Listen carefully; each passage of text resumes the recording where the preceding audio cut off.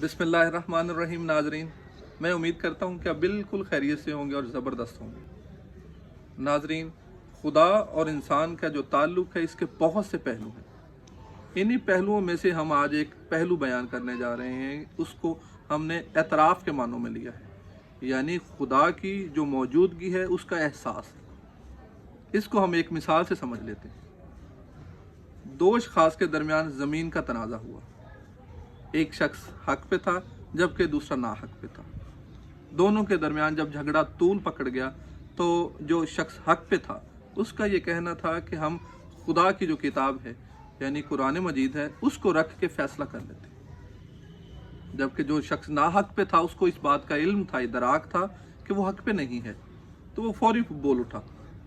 उसका ये कहना था कि खुदा इस मामले में कैसे आ गया, how does God come into the picture.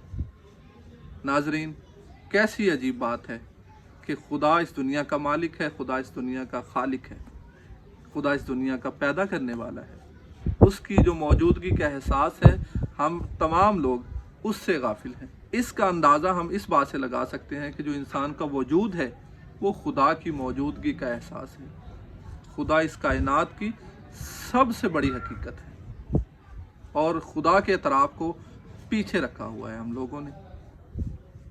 इंसान का वजूद, इंसान के पास जो उसका जो माल है, उसकी जो औलाद है, उसके पास रोशनी है, ऑक्सीजन है, उसके पास ग़ज़ा है, उसके पास पानी है, ये सब चीज़ें खुदा के एतराफ़ के लिए है। यानी वो इस बात को जाने कि खुदा मौजूद है।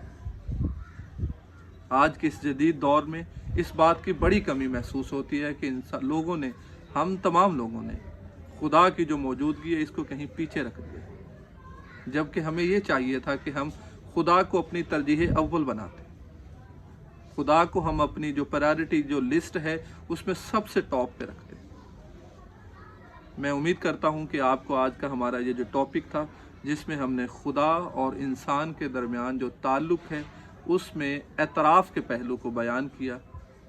आइंदा हम आपके साथ इसी तरह बहुत सी वीडियोस के साथ हाजिर होंगे। तब तक के लिए इजाज़त। अल्लाह ताला आपको आसानियाँ अता फरमाए और आसानियाँ तकसीम करने का शर्फ अता फरमाए। वस्सलाम।